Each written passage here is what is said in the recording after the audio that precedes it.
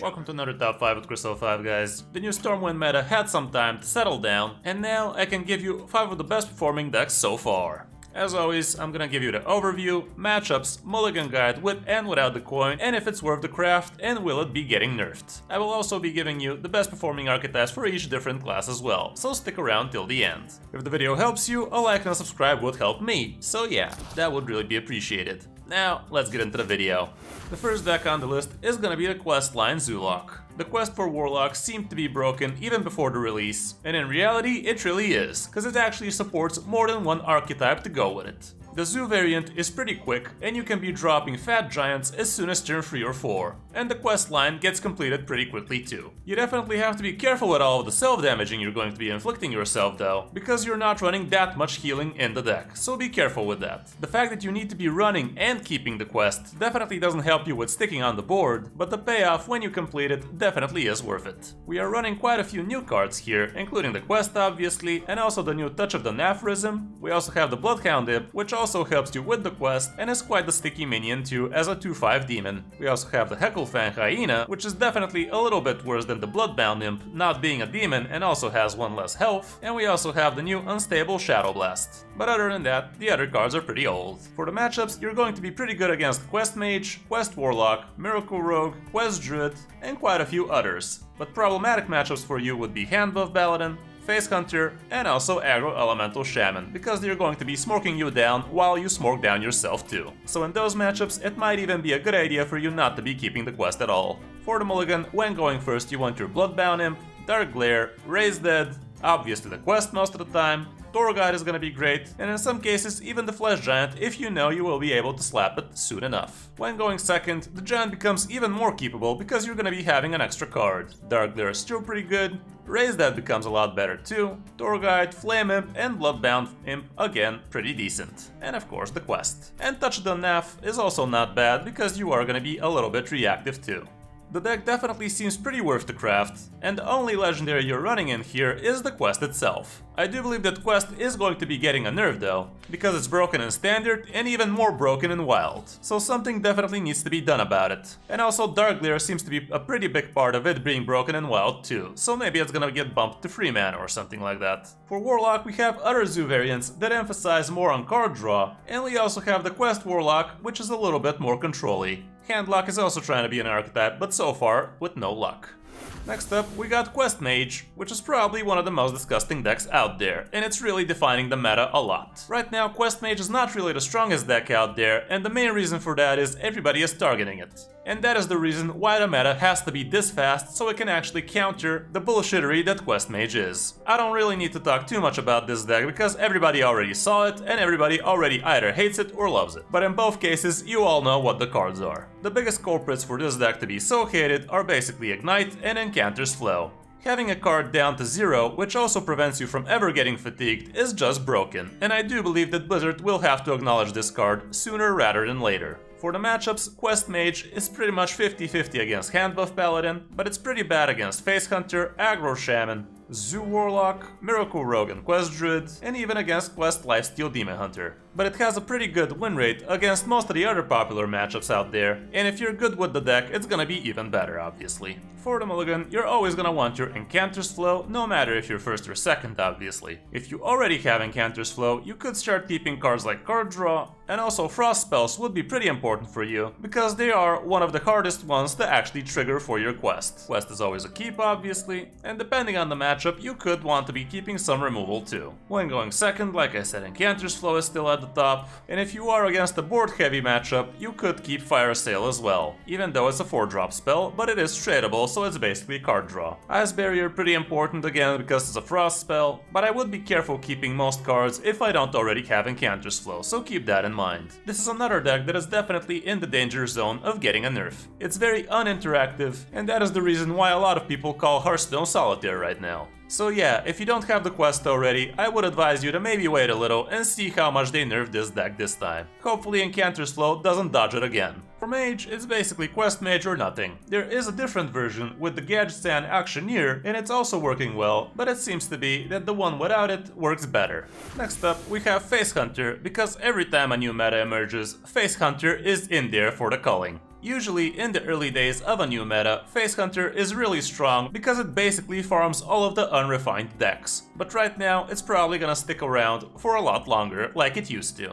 There's literally only one new card here, being the Aimed Shot, and it's really strong because it's basically a free mana, 5 damage. This version is also utilizing the Wriggling Horror too, so you can be a little bit more board-centric, and you also have the True Aim Crescent for some beautiful synergies with the Trampling Rhino. So far, Face Hunter only has bad matchups with Quest Druid.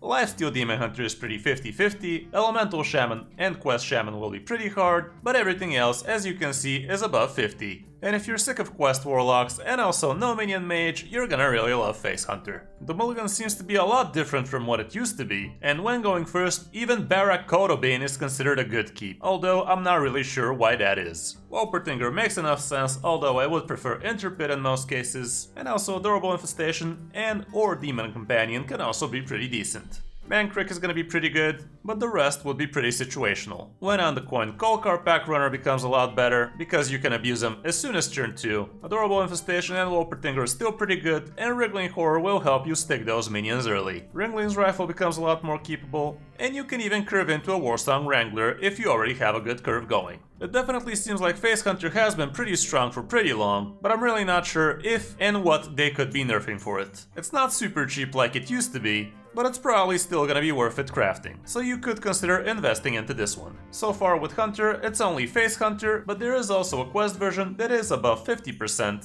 so I guess you could check those out as well.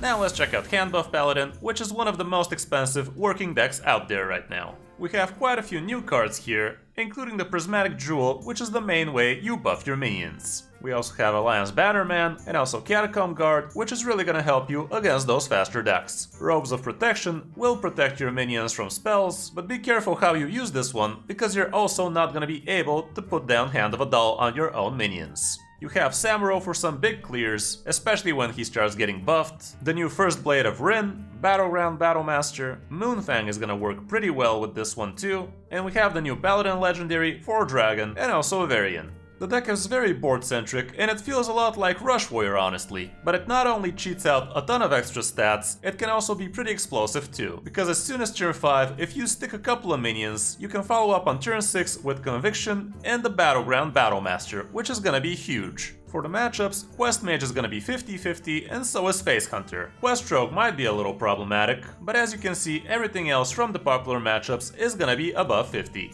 For the mulligan, you are going to want your Jewel Kit, Alliance Bannerman is pretty good too, Knight of the Anointment, Murger, and if you're going second, you could even consider keeping Carol. Good one-drop minions like Argent Squire and Righteous Protector are also pretty good, and in some more board-centric matchups, when you're going second, Blade Master Samuro is gonna make a lot of sense. This deck definitely seems pretty strong right now, and it's probably gonna remain strong, even though it's very pricey though. I'm not sure if it's gonna be getting nerfed anytime soon, so I guess time will tell with this one. For Paladin, the questline Dude Paladin also kinda works, but as you can see, everybody is going for the hand buff variant. And for the last deck, we have Aggro Elemental Shaman again, with minor new inclusions. Aggro Elemental Shaman is really strong for the same reasons Face Hunter is really strong. And the only new inclusions we got here are the 2 Canal Sloggers, which can really help you stick in the game for a few extra turns. This version is running 1 extra Whack-A-Null Hammer, so you can try fighting for the board a little more. But other than that, everything else is pretty standard like it used to be. For the matchups, Handbuff Paladin is gonna be pretty problematic for you,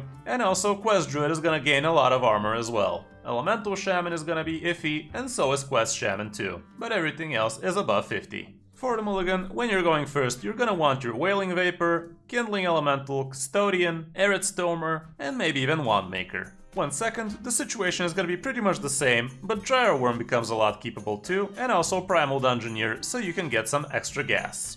This is another pretty cheap deck out there, and I don't believe it's gonna be nerfed too soon, so it's not gonna be that bad of an idea to actually craft it.